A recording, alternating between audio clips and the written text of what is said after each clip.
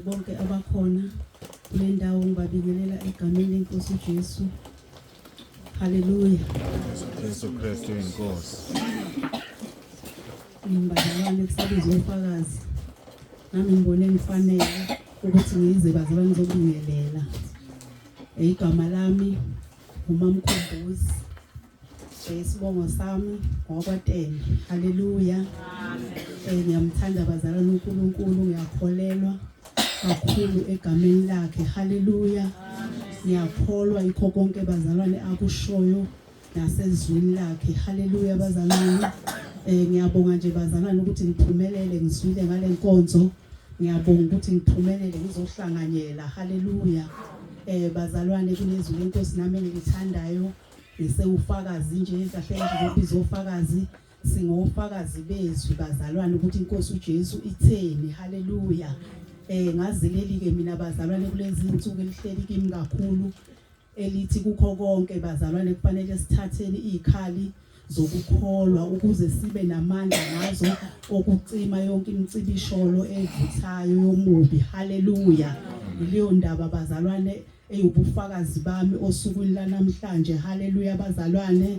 Bazalwane ngiyabonga kakhulu nokuthi ngiphumelele nje ngizohlanganyela kanye nani sazane egameni lika Jesu. Haleluya. Kuthe makubizwa ufakazi ngangayibuka ngikhethekile bazalwane ngoba ngizwe kukhulunywa ngento engiyaziyo. Kuthe mangibuka nemibhalo bazalwane ngabona ukuthi nami ngiyazi ukuthi entabeni kaJehova ngempela kuyabonelelwa. Haleluya bazalwane.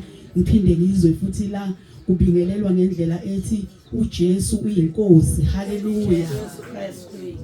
Haleluya. uJesu Kristu uyinkosi bazalwane. Ngiyakwazi lokho kuyikho bazalwane. Haleluya. Kanti kube ngeke ngaba nokudideka bazalwane. Ngathi ngiyabuka ngathi ngiyalalela ngezwe ngathi angikwazisisi lokhu bazalwane. Ngabe ngisahlela ngizange kuzofakaza ngiyalalelisisa ukuze ngizwe bazalwane ngathi indaba ibhekephi. Haleluya bazalwane.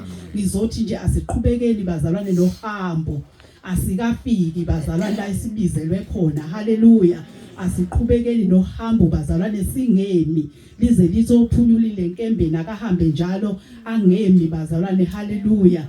Ngiyabonga bazalwane ngilana nje ingoba ngazana nosisi uMadlakadla.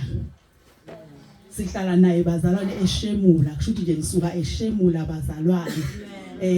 Sazana enkonzweni. Uthe mayefika uMadlakadla wangahlala wahlanganyela nathi enkonzweni. Haleluya.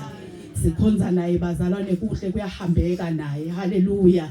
Siphinde futhi bazalwane sazana naye sakhelene. Umuzi kaMadlakadla nje wakhelane nomuzi wami. Haleluya bazalwane. Nakhona lapho futhi sihleli kahle sakhelane kahle ngokuthula. Haleluya. Ngiyabonga bazalwane egameni lika Jesu. Haleluya. Izwi lenkosi bazalwane kade ngilikhotha likwabaswe verse 6 verse 16. Ngiyabonga.